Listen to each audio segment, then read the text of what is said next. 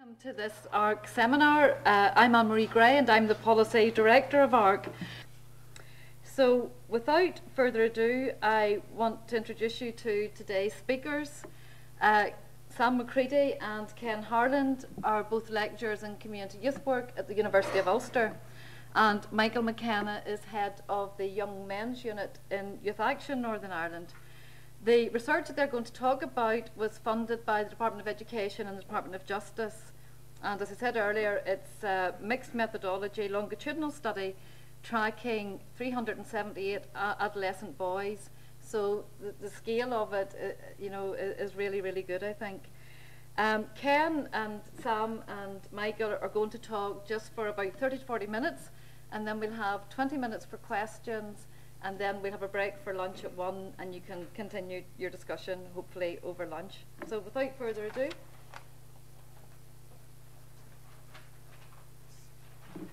Hi everyone, you're very welcome and good to see you here today. The way we're going to work this is I'm going to start off by just going through some findings for you, and as you can imagine, over a period of 5 years there's quite a lot of findings there, so forgive me for this, but I need to rush it, otherwise you'll never get out for lunch. After that we're just going to have a wee pause and let you think for a minute or two and reflect, and give you 5 minutes just to reflect on what you've heard. Then Sam's going to come in with the so what question, because if we're raising all these issues today and we're saying, well, so what? After that then we will open up for questions. So a 5-year study, and I don't think I need to go over that with Anne-Marie, but we were commissioned really just by the Department of Education initially in 2006, just concerned about boys' academic achievements, and really saying, what on earth's going on here? Why are these trends the way they are? And then there's wider concerns about boys' health and mental health and trends and suicide, and it really just came to us and says, could you get some sort of grasp of about what's going on in boys' lives? So it's wider in education, and we get into things like community and violence and masculinity, as you'll see. So the broader sort of objectives were exploring male underachievement, trying to look at school and how boys maybe could think school could be a better learning environment, non-formal approaches, and that's why we've done this in partnership with YouthAction Northern Ireland, and we'll talk a bit about that later. And just the whole issue about becoming men. I think it's a whole global issue at the minute about what's happening with boys becoming men in that transition. Through that, and underpinning that by theory around masculinity. Also, young men in their communities, men in violence, and just how contextual issues impact upon young men in their development. The research design, 5 annual waves. So we went in these schools 5 times, once a year for the questionnaires, but with and focus groups. We did that whenever we delivered the questionnaires. We also carried out focus groups with 6 of the schools. So not only were 378, depending who was in the day, we also had sometimes up to about 48 boys talking in focus groups. And then there was 2 case study schools where Michael's team went in and delivered 3 times a year the specific youth work methodologies to try and engage boys around their education and learning. And that threw up a lot of issues, I think, when we look at how maybe formal education and informal education can work together. 2 of the questionnaires were scientifically tested. One's, a strength and difficulty questionnaire, which is a really good questionnaire for adolescents looking at emotions and behaviour and the quality of life, just general health issues over the last while. Then we had also had focus groups, interviews with head teachers, a case study with an all-boys secondary school, and while the schools are confidential, you could near work out which school it was, but it was a school that was very successful in turning around educational achievement with boys. So the questions we're going to address today very quickly is there an issue of underachievement? Is there evidence for specific underachievement for boys? What does literature say about that? What do boys think? What do teachers think? What have we learned from the youth work interventions? And how, if it is an issue, so what? So a lot to get on with, so I'll race on with that. First of all, there's this contradiction in Northern Ireland. We've got highly performing young people. In terms, if you look at primary maths and reading, we lead Europe in that. Yet at the same time, with the highest level of underachievement, and some examples are like 1 in 6 pupils not meeting the expected standard at the end of primary school. Which is quite significant. Near 4,000 pupils there. 40% of pupils leave primary school without basic reading and writing skills, and I mean that's hard to believe in our society. It really is striking that 2 in 5 people not making the benchmark that the Department of Education has set. And again, we've created a system for failure right from the start. You don't do this, failure. The disparity between high and low achievers, gaps between the best and lowest performing schools remain the same. And there are East, West and North Belfast, most likely areas not to reach the standard. And again, you've got to say, well, why is that? And is that acceptable? Some of the factors that come out of literature, and you look at this, and these are well established, social class particularly, that's a very strong link, and that's undeniable.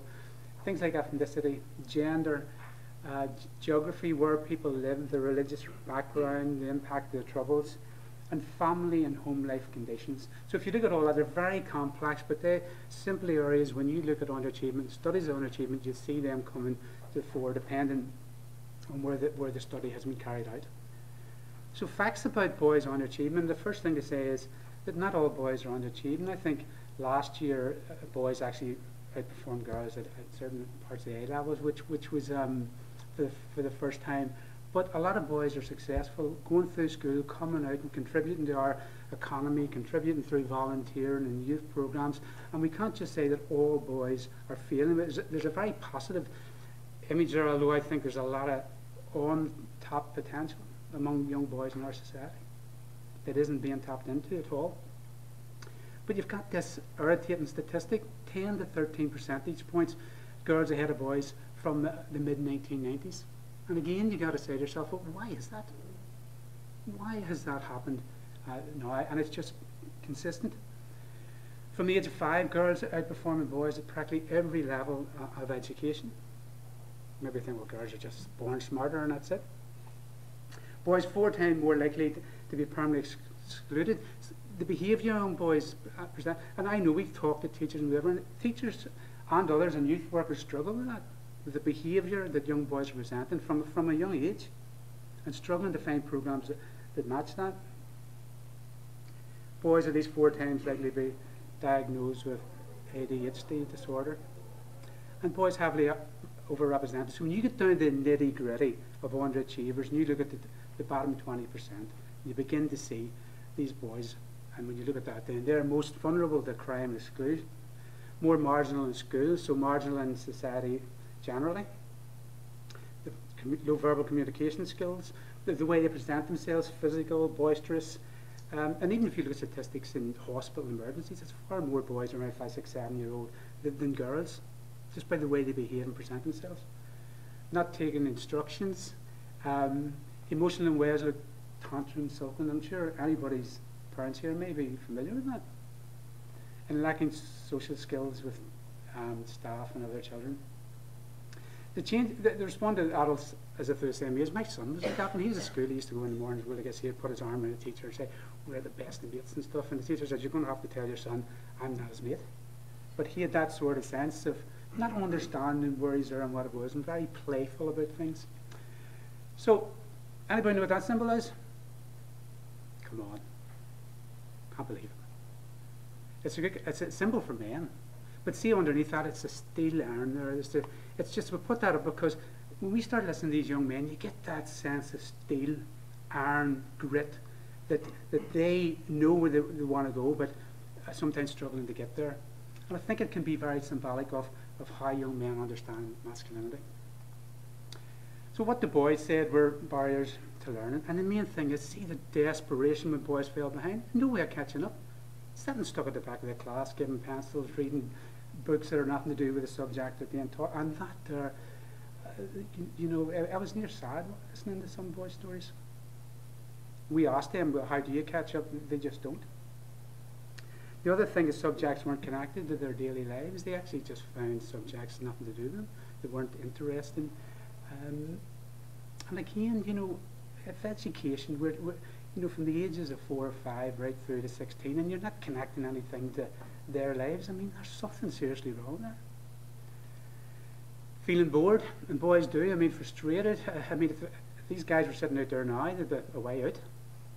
You know what I mean? They just don't like this sort of stuff. Yet that's the way a lot of them are taught.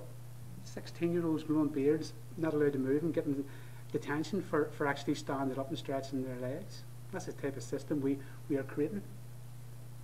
Bullying, and I'll talk a wee bit about more that later, but when it did come to barriers, anybody who'd experienced that, that was the main issue for them. It overrid everything else. But this here, teacher-pupil relationship was absolutely massive.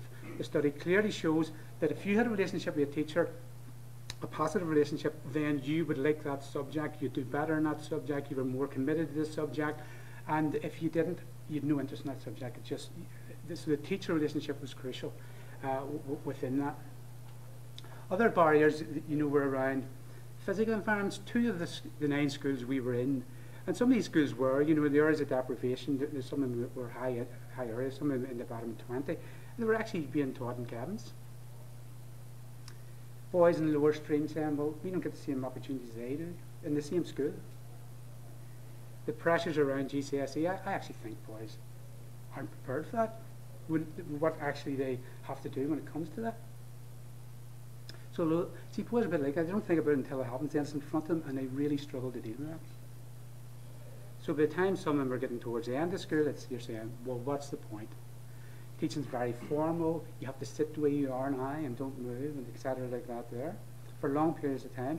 And then also, some of the boys is disruptive behaviour, so 5 or 6 maybe wanting to do well in the subject, and then 1 or 2 just start raking, and that's what happens. It takes over the teacher's attention, and they just lose interest.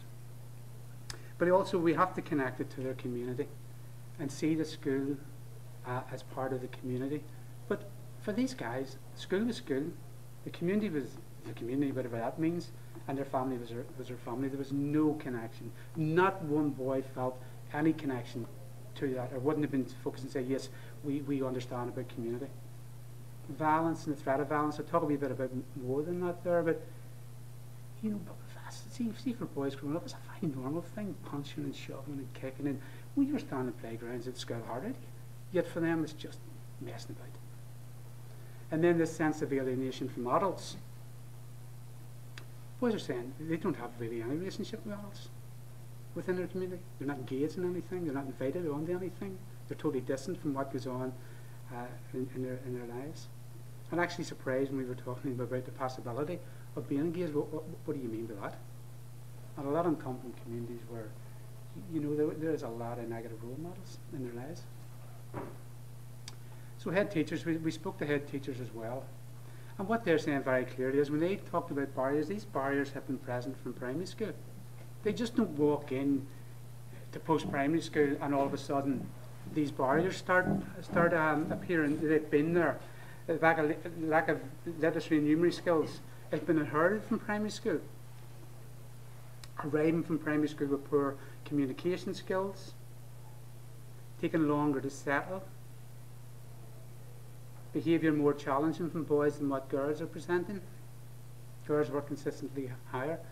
And this thing about, boys, when they get into trouble and stuff, they expect their mums and all to sort it out. So what teachers are saying, they just arrive like this. So clearly the issue and a lot of the behaviour presented and the attitudes and thinking is coming from primary school. When we asked boys over the years, every year we asked them this, and we sort of just broke this up for you. Well, what's the ideal teacher look like? And you can see, when you look at that, the majority of them are about relationships.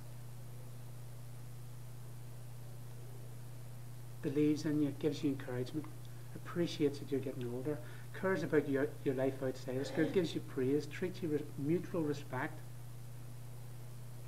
And then some of the other stuff, contextual, whatever. But if you look at that we model there, you can see the importance of relationship.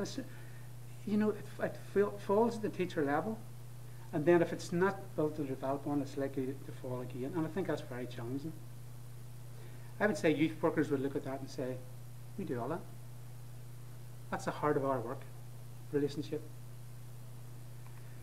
So some of the quantitative findings, just to get this through, I'm not going into any depth here, they're in the report you've got, but a higher number of boys reporting abnormal levels of conduct, type activity, and social problems in UK averages, some of them near double.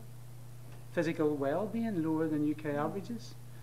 A lack of preparedness, it's not only around 11 years of age in the transition, it's for doing GCSEs, it's about key stage 10 around selection of GCSEs. It's about what am I going to do when I leave school. It's about my future and stuff, and they just don't feel that school deals with that.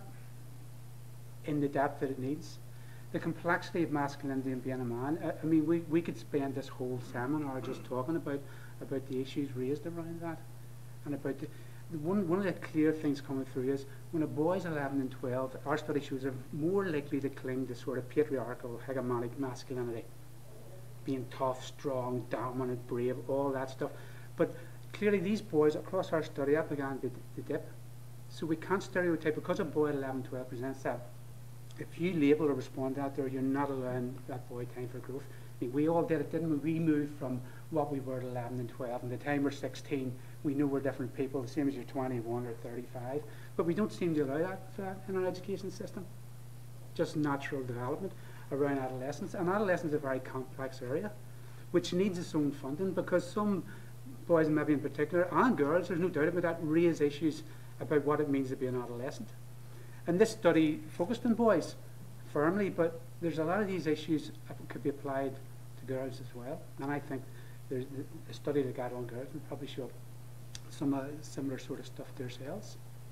But this year 10 period, when you're thinking about selection for GCSEs, these guys are saying this is really important. If we don't get this decision right, I'm going to have a bad life.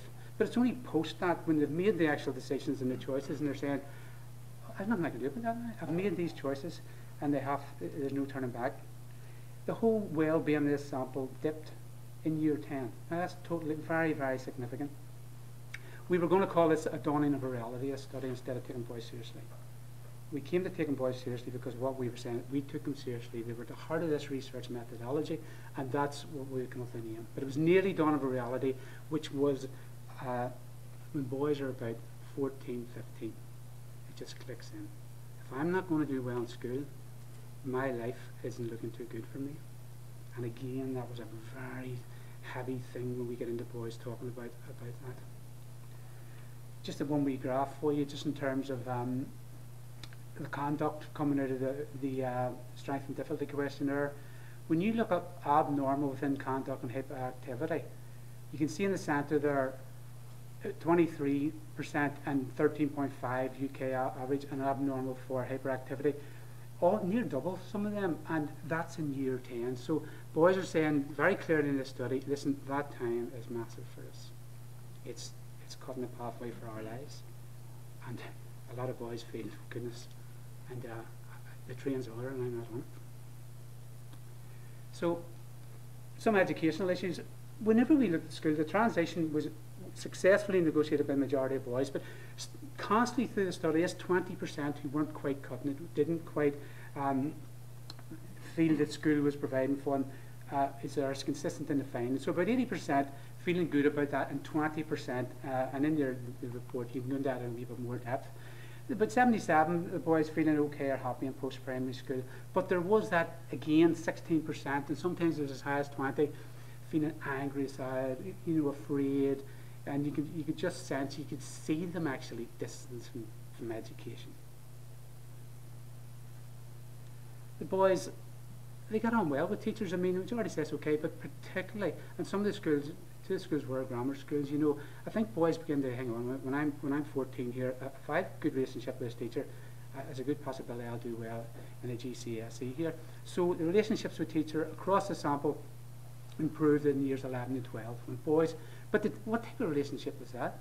It wasn't the relationship I mentioned earlier. It was a relationship that said, you can help me get to what school expects me to do. So the relationship is valuable for that. But if you look at other aspects of that relationship, boys confiding in a teacher by year 12, 1.3% of boys says a teacher would be the person that they would confide in with some of the issues that they presented in our study. So yes, boys got on well with teachers and then done well in subjects, but when you unpack that relationship, you see that it's a different type of relationship. It's about education, and you help me get GCSEs. Now there are other teachers, the boys say they clearly enjoy, but when you look at that, and boys in the schools, there was pastoral systems there, which is in the study as well, but very few boys went to see a counsellor. Absolutely not one we spoke to said this, I went to see it. Now that might be for other reasons. Then develop behavioural issues. There's a reduction in self-reported misbehaviour, and I think it's important to say that as these boys matured, they were less likely to misbehave, because sometimes boys get a real negative press, don't they, about their behaviour and the way they present themselves. So you can see boys changing and their behaviour changing. And as you'd expect, boys in grammar school maybe focus more on education, lower levels of misbehaviour. And again, the boys who misbehaved had the highest levels of psychological well-being. So when we look at misbehaviour in schools, what it shows you is a lower liking for teachers, a lower levels of well-being, and lower levels of concentration and cognitive capacity. Some of the finds around violence, you know, we just selected this out to give you sort of a sense of it.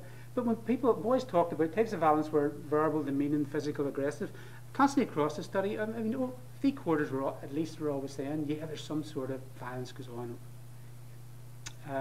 But if you look at, well, who do you talk to about that there? You can see at least 50% usually around didn't talk to anyone, at anything about anything going on in their lives. So there's a whole issue there about how boys receive support, the messages they've learnt about support, and about emotional intelligence, things like that. Just was absent from our study. And the violence, not that we done this generic study on boys, although there was different schools, but we did find that reported levels of violence was higher in non-grammar schools and higher in the all-male schools. Bullying was serious, but statistically around 9 to 13. So in some ways I think the Department of Education is saying, well, that's good because it's not that high, but for those 9 to 13, that was everything. It just turned it completely off education. But what was interesting as well is really bullying was typically perpetrated by a small number on a small number, so the same ones occurring. So there's maybe around 80% where they weren't having any sort of what they call bullying. But the interesting thing is when they talk about violence in school, they call it bullying. When they talk about violence in their community, they call it violence. There's no bullying in the community, which is sort of interesting dynamic. But there's this normalisation of violence, this blur between what's messing around and what's actually violent. And we've seen that as we watch boys do that. And the other thing was, because the study was interested in violence, we asked them about peace building, and there was no boys engaged in any form of peace building. They didn't even know what the word meant. So despite themes and like citizenship, they weren't connecting to anything that would help them think about the possibility that they could be involved in shaping our future. That young people may have a voice in the future of our society was totally alien to young guys, which is very challenging for us. Are we as adults creating a society where young people aren't involved in its making? Like, that seems to be what that was saying. So, okay, what are you going to do when you leave school? Want to be astronauts, change the world, fly everywhere, footballers. You know, and it just dipped and dipped and dipped until the end. You know, they're saying, you know, I don't think I'm really going to have a good life. I don't think I'll get a job. And you could just see aspirations dipping, and that was another quite sad find. And these young guys were well aware that we were in a recession. They understand youth unemployment, and that meant that some of them, even the ones who did well, may not get a job. Feeling that sort of maybe moving on, well, what's the point? What's it going to get me? And even saying that if we go to university, we're going to get into debt, and what's the point of that? So you can see that difference is quite important for that age as well. So a couple more slides. Just the youth work methodologies where Michael's team went in the same rooms that the teachers were working in. They didn't take them outside and do it anywhere else. They were highly effective in engaging boys. I mean, I observed that. The boys running around, doing things, making things. They enjoyed it. They laughed a lot. They felt that what they did was connected to their lives. For example, we would have done scenarios where boys are standing at a bus stop, a crowd of boys walk by and start saying things to them, and we froze it there and asked them, how would you do that? So they were moving from, we would fight and knock a tripe out of them, right through to, listen, we would actually, there's other ways of doing this. So, okay, what are they? And helping boys reflect on that, and they really enjoyed that and excited them. Boys felt they were not only being taught, but they were gaining skills and knowledge that they could use on a daily basis. The teachers were highly impressed. They used to say this, I can't believe you boys feel that way. They're saying that. I've been teaching them for 4 years and I never knew that. You know, that's the type of things they were saying to us, just through the youth work methodology. So, our study found that despite a suite of DE policies aimed at addressing underachievement, there's this persistent core of boys still underachieving, and that's been over the last 20 years in particular. Despite that also, we couldn't find any strategies with a gender-specific focus. Isn't that kind of amazing? Where you have boys presenting issues, statistics showing that repeatedly, yet there's no specific focus on why boys might do that. Or there's none of it within training. The teachers aren't trained in any way to understand adolescent male or indeed female development. Adolescence isn't part of their teaching or training.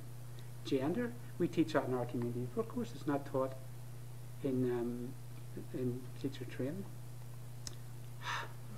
So let's pause. Okay. I think thanks, Ken. There's a lot of information there sort of banged out. But I just want to take a wee bit of, about 5 minutes. Yes, sounds okay. 5 minutes before Sam comes in with the so what. I've just sort of torn in sort of in pairs or in threes. Sort of a wee bit of a conversation about what you've heard, how you're feeling. Is there any sort of jumping out at you? I'll take a wee bit of feedback from them. I'll not make any questions at this point until after Sam's finished, so you can hold on to them. But just a wee bit of a conversation because we want to see how you're feeling. Is that okay?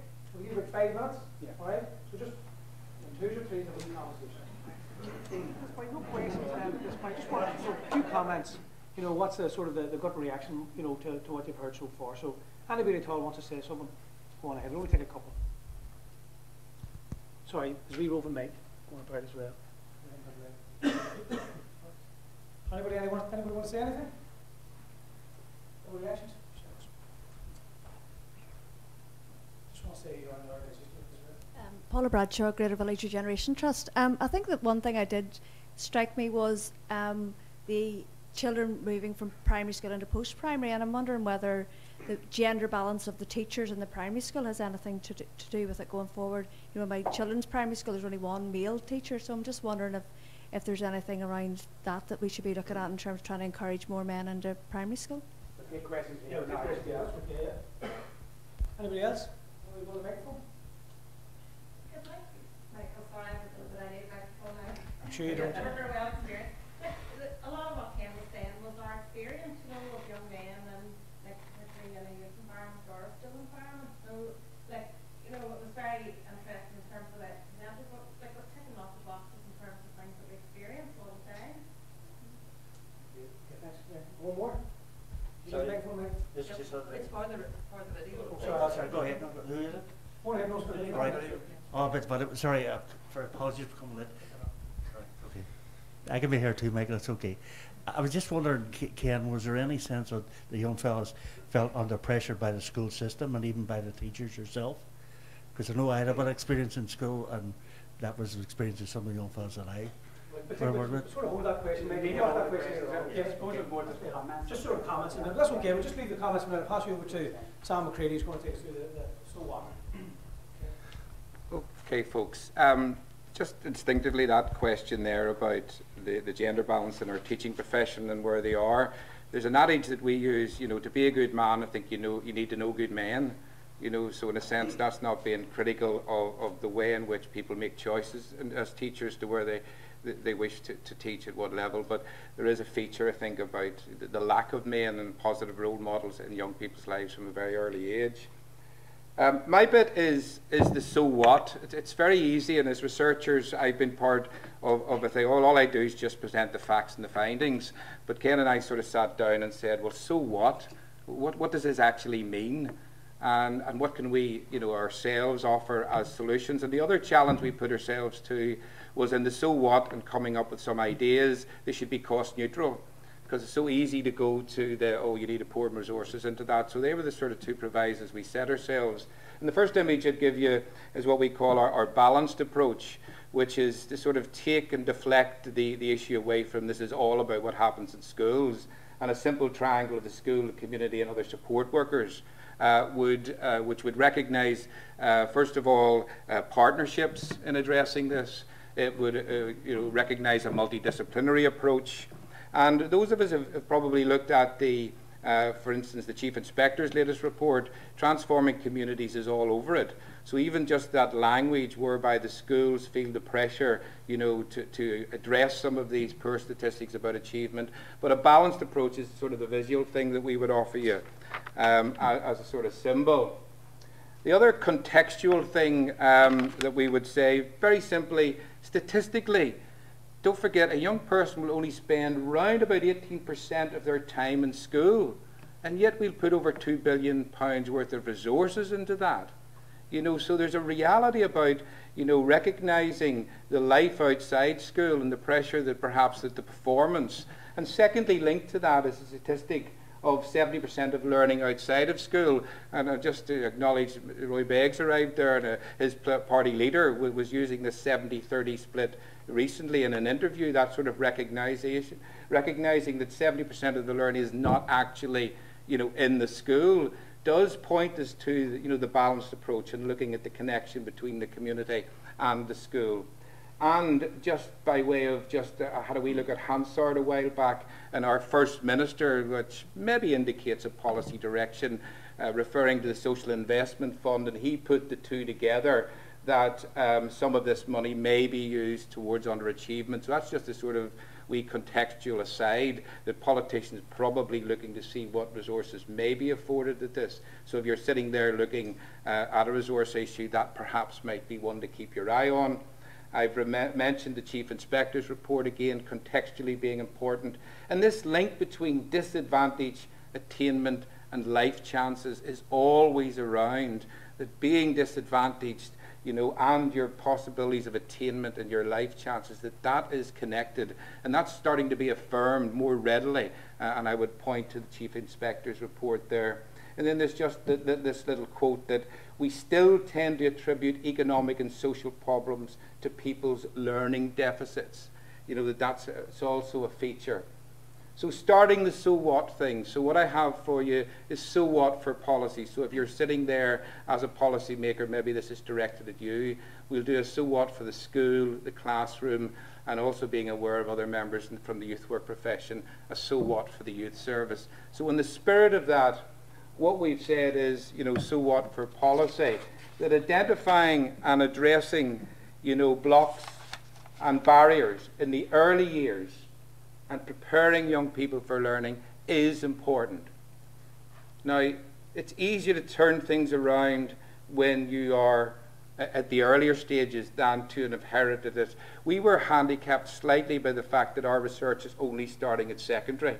You know, with hindsight, we should have been persuading, you know, the Department of Education to have allowed us to go into the primary schools to learn a bit more of this, because there is a tendency to look at the early years as a key feature. But it is a fact that it's a lot easier to turn things around earlier. And just a small anecdote, going into one school, we recall this primary school teacher that we were doing another piece of work, and she was physically constraining 2 boys. And these boys were less than 6 years of age. She was physically constraining them at the front of the room. And what she said to us, the reality is, if I don't do this, nobody else will learn. That their presenting behaviour was such that in the resources that she had, only herself, that's what she physically had to do. But what she indicated from that was the likelihood of labelling of these 2 young people was very early on. And so those were sort of features where we were sharing those frustrations with the teacher. That was the reality in that classroom. The other thing I think for policy is more cross-departmental approaches, where we would be looking for the Department of Education to be influenced and working with other government departments.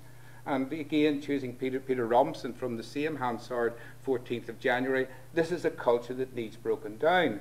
What he means by that is these silos that our government departments work in is a feature, he's saying, of civil service, as opposed to, you know, the reality of that the policy makers aren't causing the problem. So we would be looking for more cross-departmental, more interdisciplinary working, the promoting gender awareness and strategies tackling underachievement. We would like to see that, as Ken was referring to, addressing gender awareness within teacher training. And we've spoken, certainly being in the University of Ulster, we have spoken to our own department, and they acknowledge that gender awareness training is not within teachers in Northern Ireland. And we think developing funding opportunities for programmes that help connect boys to the peace process and shaping the future. It is a very simple use of language. When you ask the boys, what do you understand by the peace process, we got a blank, 378 blanks each year. But if you ask them about citizenship and things of that nature that go on in the classroom, they went, oh yes, we do this. So, but asking about a peace process is actually a little bit more challenging, isn't it? We're asking for a commitment there. So we would suggest that more positivity around the use of language and understanding that we are in a post-conflict situation. So there's a suggestion that we would be looking for. So what for the school? Again, what we saw a lot of is the schools were often telling us what they were against, anti-bullying. And in a simple turn of that, we would be suggesting, tell the boys what you are for, not necessarily what you're against. You know, so a lot of those sort of features, that when you come into a school, what are the messages that you get? And we would be saying, why not, for example, welcome pupils into the school in the morning?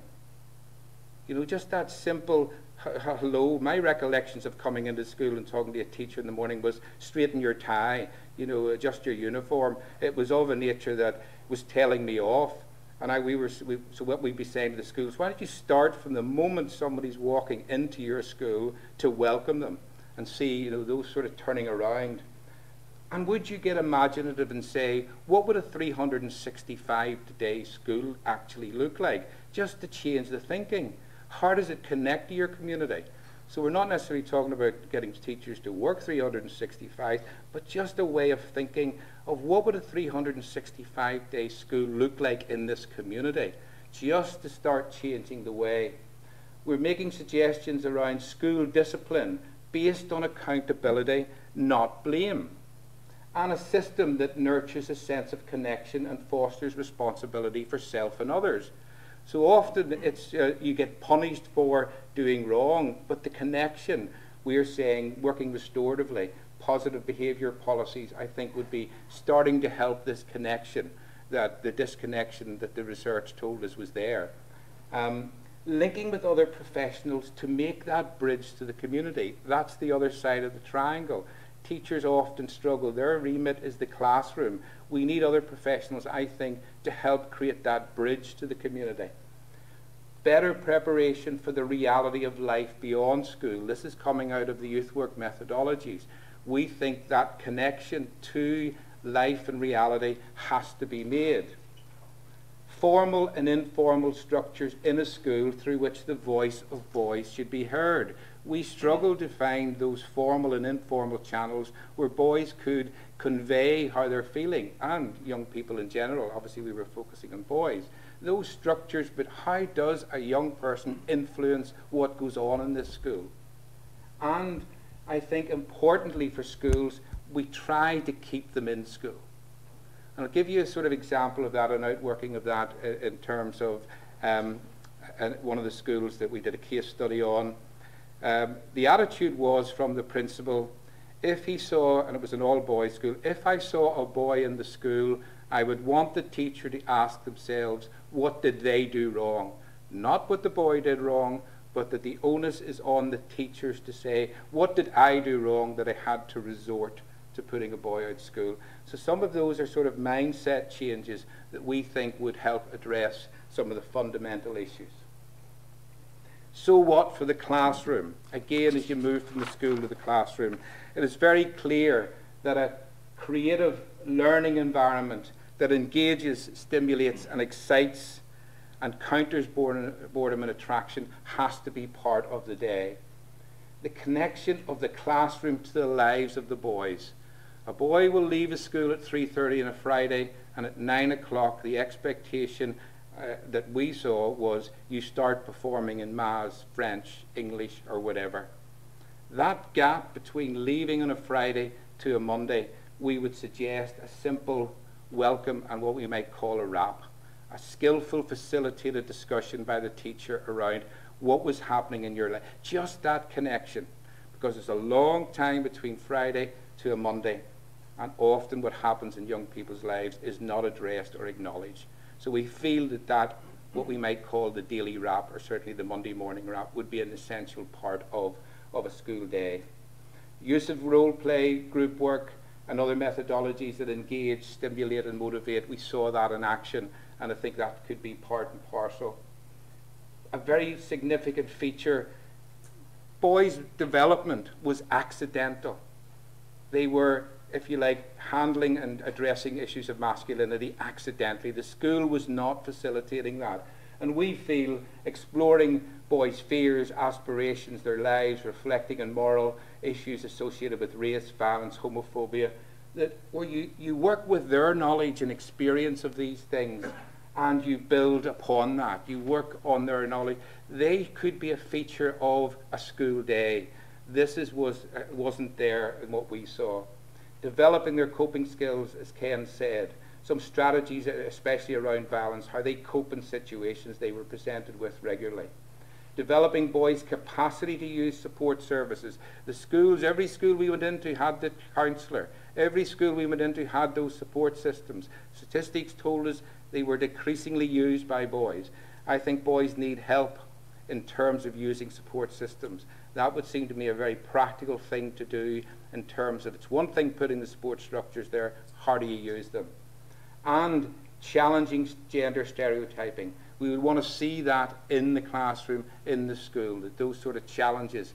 I have a wee anecdote at the moment that I have a granddaughter coming home. She's on the catwalk tonight.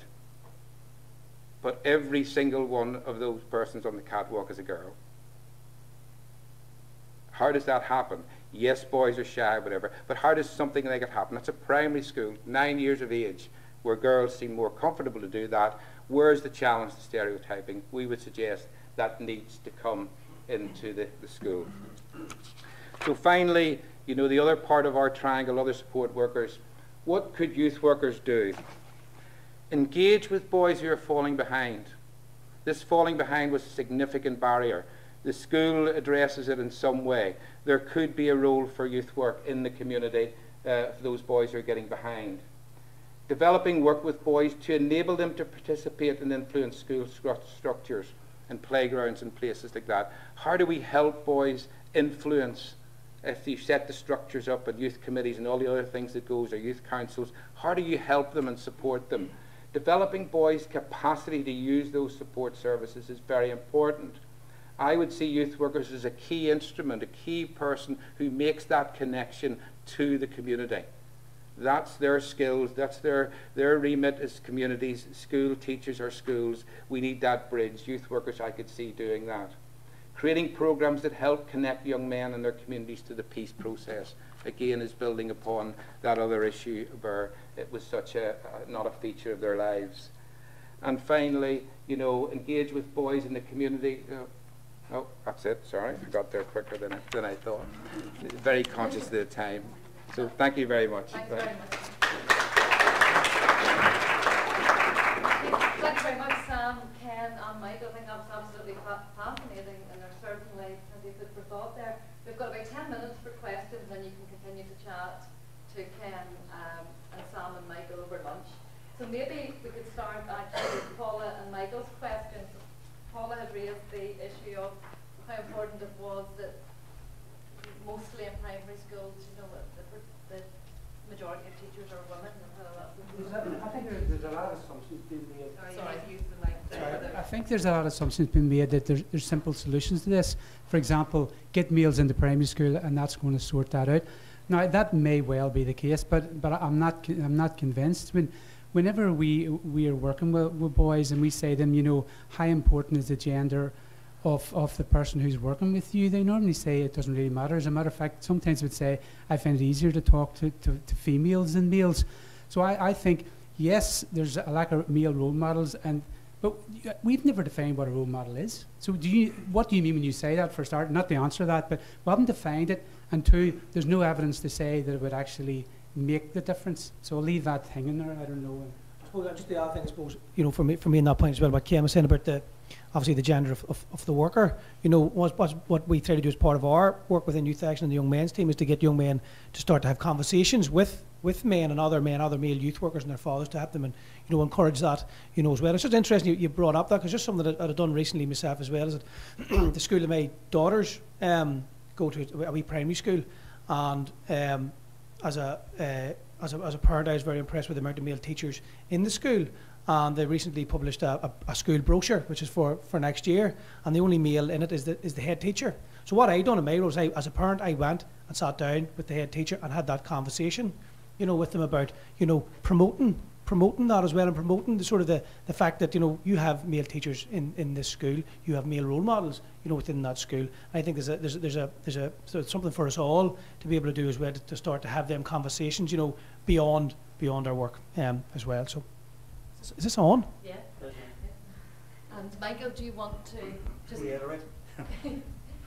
Sorry, Kim. It's just I know some of my past experience in working with young men, particularly those who are in difficulty with the school, and sometimes might be labelled as troublesome, would be that they would find the school system very abusive in its own right, and some teachers in particular, where part of my job is to try and teach them a different way of communicating with teachers, so they could have that conversation and have let the teacher know where they were coming from.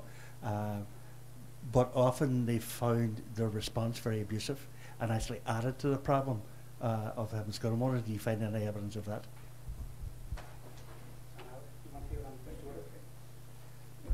I was going to broaden it out in terms of some of these talks. One of the talks we did was a group of teachers from the NUT, and what she was saying in terms of the classroom and the male-female relationships between teachers. She said, as a young female coming into a secondary school with a heavily dominated male culture, was actually the dominant culture was very masculine, which was the instruction she said that she was given is you must keep control in that classroom. You know, so in other words, there would appear to be ways in which we need to help teachers address that issue and look at. Although it's only one example, but very clearly she was saying whenever there was a male dominance within the teaching, the preference was for control and authority, and if you like, you know, putting the pressure back on the pupil. Yeah, and just to say, you know, as Sam's talking there, we're sort of saying a restorative approach, you know, where, I mean, an example recently there, a young boy bit a classroom assistant in a school. She reported to the principal. The principal brought the mother around and the boy in and sent the mother and the boy home, and the person who was bit wasn't even in that classroom. So, I mean, there's something about, I think, that boys taking responsibility, apologising. That, you know, there's simple processes there that I believe a restorative approach would do, which isn't blame, as Sam says, and it's about positive behaviour policy. Michael, the answer to your question is, not all these boys love teachers. There's a lot of issues going on. I mean, we've moved on a long way from me getting caned. I remember getting caught smoking and bending over backwards in front of the whole school and around the back and getting walloped about 10 times and under my legs watching everybody. And that memory stays with me. So we've moved, but we've a long way to go. Okay, any further questions?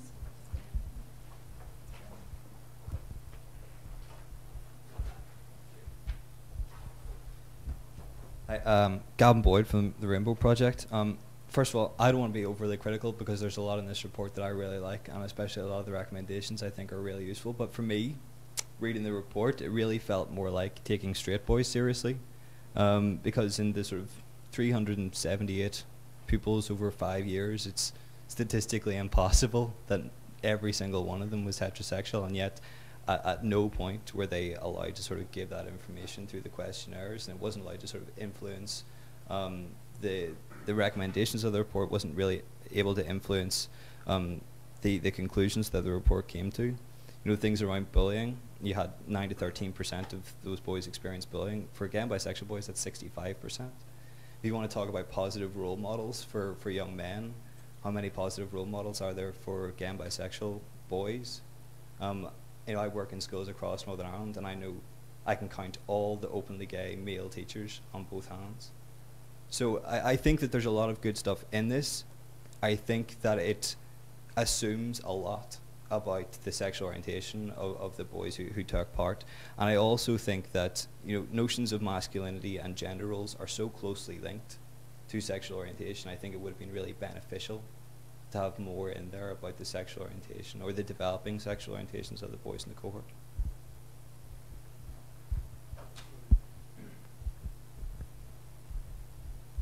Yeah, I know you've spoken to me before about that there, and I appreciate where you're coming from. That was not an objective within our report, the same as disability wasn't, and I'm sure there'll be other maybe minority groups who would think the exact same thing. Where are we in that? Where's ethnic minorities and stuff like that? So we were never attempting to cover everything. We did see homophobic behaviour, and it says that very clearly in it if you read around violence. And I think you can make assumptions from that within that. But Gavin, it was never the purpose of this to work out the focus in on sexual orientation. It was about boys' male underachievement and factors around violence do affect that. Bullying affects that, and part of that is as we know, hate crime and race and homophobia. And it was just the nature of our report, Gavin, that took us to where we took. And I'm sure maybe other studies are needed in that. Maybe you could get involved in one of them. 2, 3 questions. Here, and then Hello, Cathal McManus, School of Education at Queen's. I was just curious about the comparison between or across the religious divide, and particularly given the, I suppose, accusation more than anything else of how community cohesion differs across that divide, where perhaps loyalist communities don't have the same sort of social cohesion and build there. I feel like that maybe it does exist within Catholic nationalist communities. It didn't come out as obviously. We've had to obviously protect the who the schools are. We could not sit here and say that when we were working in a school it was predominantly in a nationalist community and or a unionist community, that those features could be as refinedly said that, oh, this community does not connect to this school as readily. It did not come out in our study, in the 9 schools that we studied, that would have been very apparent. It is not there. But again, it's the schools that we were dealt, if you like, and I'm not trying to defend the study. The Department of Education, who were the primary funders of this, said, here are the schools that we will encourage. We wrote to all the schools, and then they said, here are the ones that we would like you to work with. You know, so in a way, there's limitations in our study that could draw those conclusions, and that's why we're backing off them. But that is another factor that you introduced. I just think it's part of methodology. You know, we were getting into details about the difference between all boys and girls schools and mixed schools, and we decided, the steering group decided, listen, let's leave it generic, because we couldn't make enough statements about that. We could make some and maybe try to do that, but we just steered away, and so we just made it generic. This is what boys have said. So maybe if we could take your question and then Kathy's together, and then Roy here, and then that, I think that would have to stop there. And then you're happy enough to answer them all? Yeah. Claire Meakin from the Big Lottery Fund. Just in your presentation today, you didn't mention the role of the family. It was just the wider community, and I was just wondering what you think the role of the family should be in tackling this issue.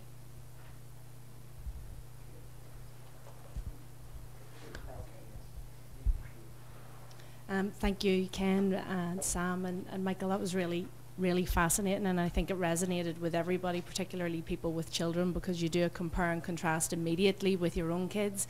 I want to go back to the issue of youth work, because it had been mentioned in the presentation that the young boys found the youth worker in the classroom something that they really connected with. And I'm asking the question because I really don't know.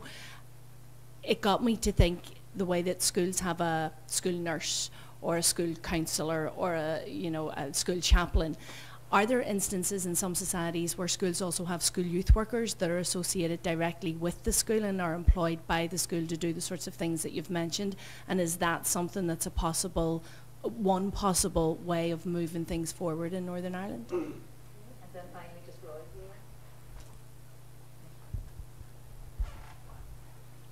here.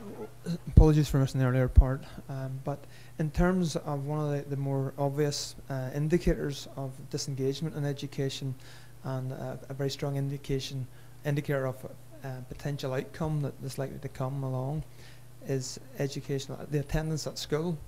Now, in terms of your study, I hadn't actually thought of this before, but it's probably fairly obvious when I think about it. Did you come across instances of particularly boys having poorer attendance at school than females, and also in terms of lessons of how to try and encourage that engagement and back into education and attendance at school, are there any particular issues that you discovered in working with these children? Maybe if we take them, take them in order, yeah. Yes, Family. Family, There's an awful lot left out in a half an hour's presentation, but very, very clearly there was a very simple correlation. What happened in schools in terms of boundaries and the way in which you did not necessarily travel home, right? So without the family as part of any relationship or understanding of what goes on, I think anything is flawed, so they have to be part. And the other thing that we found, again, trying to use some of our positive language, a number of the schools were offering things like parenting classes, very poorly attended. But what we found in our studies, and we went over and looked at England, if you actually offer a night on the boy's development or your son's development, they were packed. So even that simple turnaround, how does the school actually relate? If we start telling parents these are parenting classes, that's very much, it's an attitudinal thing. So offering your son's development, and I'm looking at Kathy, and if she has a son, whatever, the first thing I would do, and certainly as a father, if I had that opportunity, I'd have been in there. Whereas indirectly, you're looking at how the ways in which you work with the school and the family in terms of boundaries is a very clear correlation. So schools can get things right, but without the family's support in that, I think there's a weakness, and not every young person then has got the same family. We're talking generally here, but I would acknowledge that very crucial point. Michael, do you want to address the youth work? Yeah, I think the school, the youth workers in school question. I suppose there is a number of examples from different schools where youth workers are actually in doing pieces of work and doing specific pieces of work. But I think, for me, it's about youth workers working in communities, youth workers out on the streets, working with young people, where they are at that particular time, and starting to build that bridge between school, the school and community. And, this is what they're doing in their school time, this is what they're studying, and young men themselves starting to make them connections, between what they're doing in their communities after school finishes, as well. We do, as YouthAction and the Young Men's team, in a number of schools with our projects, do bits and pieces, of work, but it's very specific. It's very much about masculinity. It's very much about looking at issues around mental health and emotional well-being and addressing violence. And we sort of put some preconditions in the school, is that we won't just take, there's 10 young men that the school potentially are saying we're having some issues with them. We're saying it's the full year group, because we were saying the young men that's doing well in school, some of the young men that maybe potentially aren't doing well in school, there's all issues about mental health, there's all issues about masculinity and what it means to be male for them. So we take the full year group as well. But I think the important thing for me coming out of the study is about not about getting youth workers into schools, it's about building the bridge between the school and the community, and the youth workers playing that role, and teachers as well learning from that youth work methodology and how we went into the school to do that, through just simple things like moving the desks, creating a wee bit of space so we could get them up and get them moving. Teachers are there. They've got a very hard job to do. They're teaching a big class, and they've got to go through that curriculum. But there is ways that youth work and that group work approach that we're doing, continuously, that teachers can learn off, and the formal education can learn off that, as well, through teacher training. I was just going to add one wee thought to that there.